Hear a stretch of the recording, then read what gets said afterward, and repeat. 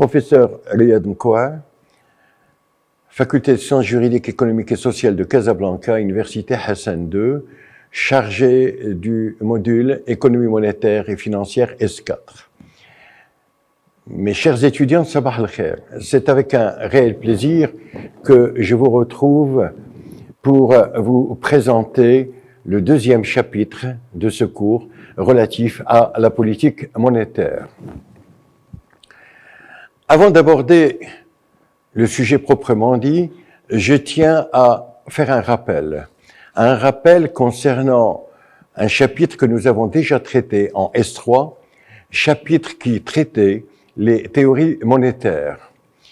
Nous avons précisé dans le cadre de ce chapitre que l'analyse de la monnaie, d'un point de vue théorique, a fait l'objet de deux conceptions diamétralement opposées.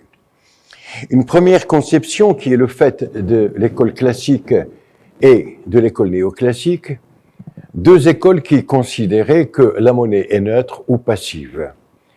On entend par cela le fait que la monnaie n'exerce aucun impact sur l'activité économique et, de façon plus précise, sur l'équilibre général. Le système économique, analysé par les approches classiques et néoclassiques, était un système automatiquement équilibré. Automatiquement équilibré selon un déterminisme naturel pour l'école classique et un déterminisme technique pour l'école néoclassique. Ces deux écoles considéraient par ailleurs que le système était régi par le principe de base du libéralisme, à savoir le laisser-faire, laisser-passer. De ce fait, le marché était le régulateur du système. C'est le marché roi. D'un autre côté, l'approche marxiste a considéré que la monnaie est active. Elle est active en ce sens qu'elle est génératrice d'un certain nombre de déséquilibres économiques en raison du déséquilibre social lié à la structuration sociale du système en deux classes, la classe capitaliste d'un côté et la classe ouvrière de l'autre. Ce système capitaliste était donc voué à enregistrer un certain nombre de crises de plus en plus profondes. Cette analyse que certains économistes ont qualifiée de prophétie s'est réalisée de façon importante lors de la crise de 1929. Suite à cette crise, Keynes a de son côté réaffirmé le rôle actif de la monnaie, en ce sens qu'elle fait l'objet d'une demande propre, et ce pour trois motifs: motif de transaction, motif de précaution et motif de spéculation. De ce fait, la sortie de la crise nécessitait un accroissement de la demande des ménages, des entreprises et de l'État. De plus, Keynes a mis l'accent sur la nécessité de l'intervention de l'État pour réguler l'activité économique, et ce, en raison de l'incapacité du marché à le faire. La possibilité de crise économique niée par les écoles classiques et néoclassiques s'imposait alors. Face à cela, s'est imposé un État interventionniste, un État-providence, par opposition à l'État gendarme qui prévalait dans le cadre des analyses classiques et néoclassiques. Un État gendarme chargé d'assurer la sécurité, la défense, la justice, ainsi que quelques autres services grâce à la collecte des impôts. L'État-providence est un État qui va assurer plusieurs missions. C'est un État producteur, d'abord. Un État producteur grâce à la nationalisation d'un certain nombre d'entreprises, de grandes entreprises, intervenant dans des secteurs sensibles, des secteurs moteurs de l'activité économique, grâce aussi à la constitution ou à la création d'entreprises publiques pour prendre en charge des activités considérées là encore comme étant motrices de l'activité économique, un État consommateur, d'un autre côté, consommateur grâce à l'existence d'un secteur public de plus en plus important, et un État protecteur social. Protecteur social grâce à la mise en place d'un certain nombre de réglementations du monde du travail, grâce à la mise en place d'une couverture sociale des salariés. L'État intervient alors pour assurer la régulation de l'activité économique. Cette régulation est assurée dans le cadre d'une politique économique. Le chapitre 2 que nous traitons concerne la politique monétaire, mais il me semble qu'on ne peut traiter la politique monétaire que si on précise dans un premier temps le fait qu'elle constitue une composante de l'économie, de la politique économique. La politique économique qui constitue, comme nous l'avons déjà précisé, une politique de régulation. Cette politique va agir de façon permanente au cours des différentes phases du cycle économique. Ceci nécessite alors de définir ce qu'est un cycle économique. Le cycle économique est une période au cours de laquelle plusieurs phases de l'activité économique se suivent. De façon générale, le cycle se caractérise par 4 phases. Une phase de croissance, une phase de surchauffe, une phase de récession et une phase de reprise. Ces différentes phases sont récurrentes. La phase de croissance se caractérise par un accroissement, de façon générale, par un accroissement de la production, et elle est mesurée par l'évolution du PIB. Elle se caractérise aussi par un accroissement de la demande, par un taux de chômage relativement faible, par de forts investissements, et de façon générale, cette phase de croissance peut s'accompagner d'une inflation. La phase de récession démarre par un ralentissement du taux de croissance. Un faible taux de croissance est bien entendu, de façon générale, est bien entendu un faible taux de croissance de la production, de la consommation et un accroissement du taux de chômage. C'est en fait une phase de stagnation économique, une stagnation économique qui peut être suivie par une phase de crise ou dépression, phase au cours de laquelle on constate un grand nombre de faillites d'entreprises et en particulier de petites, moyennes entreprises et de très petites entreprises. Une phase au cours de laquelle on constate un accroissement du chômage et une baisse sensible du PIB. La reprise se réalise alors suite à des mesures de relance de l'activité économique caractérisées par un accroissement des investissements, un accroissement du PIB, de la consommation et une réduction du taux de chômage. D'un point de vue théorique, on considère qu'il existe 4 types de cycles économiques qui coexistent plus ou moins. Le cycle Kondratiev, de longue durée, de 40 à 60 ans, le cycle Kuznets, de 15 à 25 ans, le cycle Juglar, de 8 à 10 ans, et enfin le cycle Kitchin, de 3 à 4 ans. L'État-providence a permis une croissance considérable au cours d'une trentaine d'années que l'on considère comme étant les 30 glorieuses. Mais cet État-providence a fait l'objet d'une remise en cause à partir des années 70, et cela suite au ralentissement du taux de croissance. Cette remise en cause a d'abord été le fait de Margaret Thatcher en Grande-Bretagne et de Ronald Reagan aux États-Unis.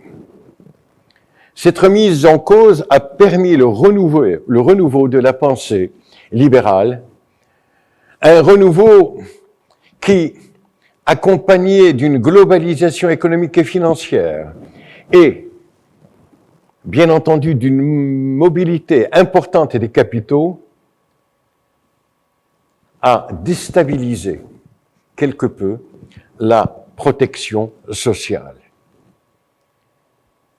Les États-Unis et la Grande-Bretagne ont alors opté pour une libéralisation de l'État-providence. Une libéralisation caractérisée par un désengagement de l'État marqué par un mouvement de privatisation des entreprises, une déréglementation des marchés, un ralentissement des mécanismes de la redistribution des revenus et une lutte contre le déficit budgétaire. Les résultats économiques ont été positifs, mais au niveau social, ils ont été négatifs. La plupart des pays admettent que l'État est indispensable, même dans le cadre de ce processus de libéralisation des différentes économies occidentales. Et le rôle de l'État est indispensable parce qu'il doit superviser et continuer à contrôler le marché. De plus, il lui appartient de mettre en place des mécanismes qui devraient permettre une meilleure justice sociale.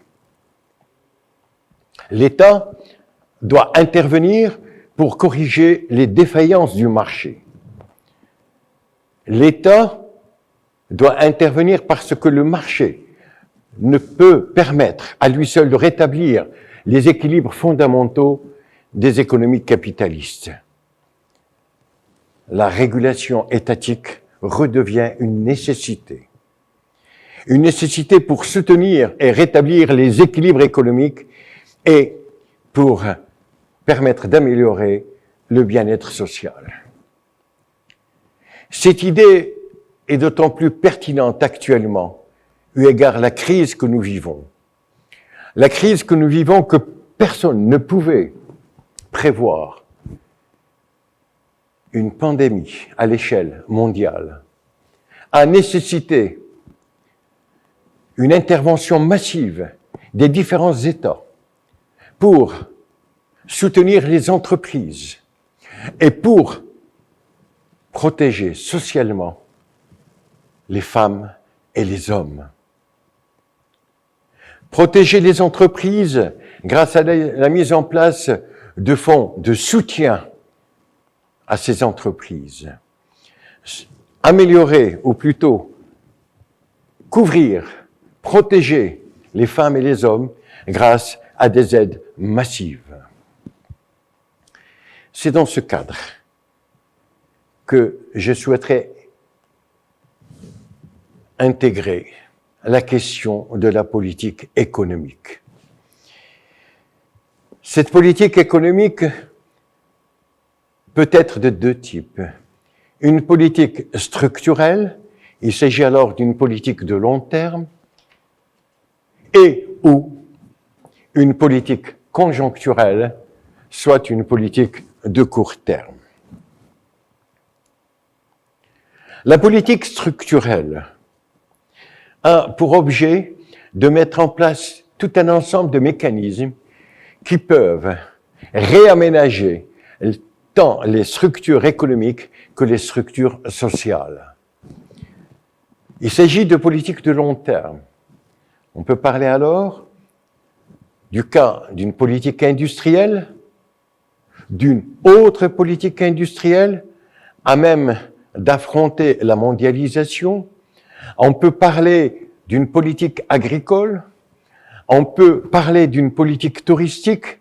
Si je prends uniquement ces trois domaines, en ce qui concerne notre économie, le plan émergence constitue une politique industrielle de type structurel. Le plan vert est un autre exemple d'une politique structurelle, mais en matière agricole. Le plan Azur pour le tourisme est en fait un troisième exemple. Ce sont des politiques de long terme. Ce sont des politiques de restructuration de l'économie nationale, de restructuration des structures productives existantes. Parallèlement à cela, on peut considérer que parmi les politiques structurelles, il y a une politique de la santé, il y a la politique de l'éducation, il y a la politique de la protection de l'environnement. Qu'en est-il des politiques conjoncturelles? Les politiques conjoncturelles sont des politiques de court terme. Ces politiques sont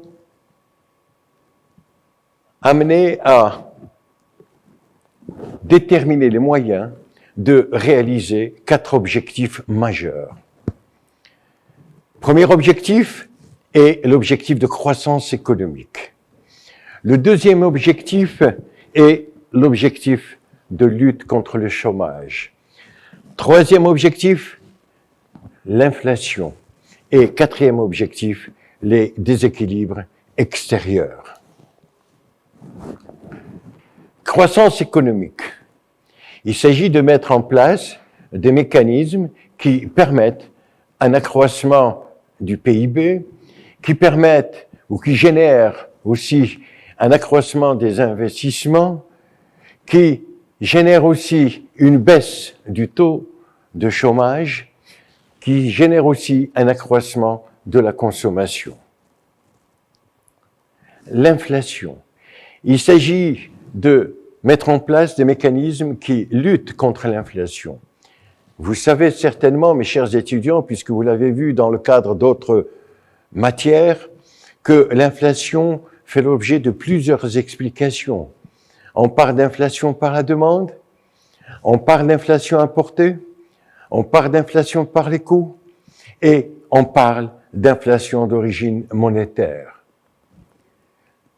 La mise en place de mécanismes de lutte contre l'inflation dépendent fondamentalement de l'idée que l'on se fait des origines de ce type de déséquilibre. Chômage. Qu'est-ce que le chômage? Là encore, vous avez certainement eu droit, dans le cadre d'autres cours, à des explications de ce type de déséquilibre qui affecte le marché du travail. Je souhaiterais préciser juste un point à ce niveau-là. Le chômage est un déséquilibre qui se manifeste au niveau du marché du travail. Mais la politique de l'emploi ne se décrète pas et ne s'improvise pas. Créer des emplois nécessite la mise en place d'un certain nombre d'actions et de mécanismes au niveau d'autres structures, et en particulier des structures industrielles, les structures agricoles et les structures du secteur des services.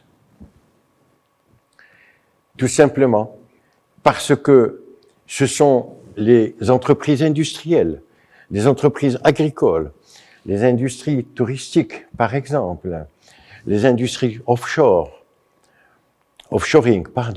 qui créent des emplois. Il y a donc lieu pour lutter contre le chômage de mettre en place tout un ensemble de politiques permettant à l'entreprise de vivre, de créer de la richesse, de distribuer de la richesse en créant des emplois. Le dernier objectif est le déséquilibre extérieur. Là encore, la réduction du déséquilibre extérieur ne peut être décrétée et ne peut faire l'objet d'une recette magique. Qu'est-ce que les relations extérieures? Ce sont des relations qui se caractérisent par des échanges de biens et de services, ainsi que des échanges de capitaux. Une entreprise, si je prends uniquement la balance commerciale, une entreprise, un État Une nation dont la balance commerciale est déficitaire signifie qu'elle importe beaucoup plus qu'elle n'exporte. Réduire le déficit, par exemple, de la balance commerciale nécessite de déterminer la nature des biens importés, ainsi que la nature des biens exportés, et voir dans quelle mesure un certain nombre de biens importés pourraient être produits localement et se substituer aux importations. De même, déterminer la nature des exportations, si je prends le cas du Maroc, nécessite là encore de mener une réflexion sur la pauvreté de notre offre exportable et voir dans quelle mesure on pourrait accroître cette offre pour réduire, ne serait-ce que quelque peu, le déficit de la balance commerciale. 4 objectifs qui font l'objet de ce qu'a qualifié Nicolas Kaldor de carré magique.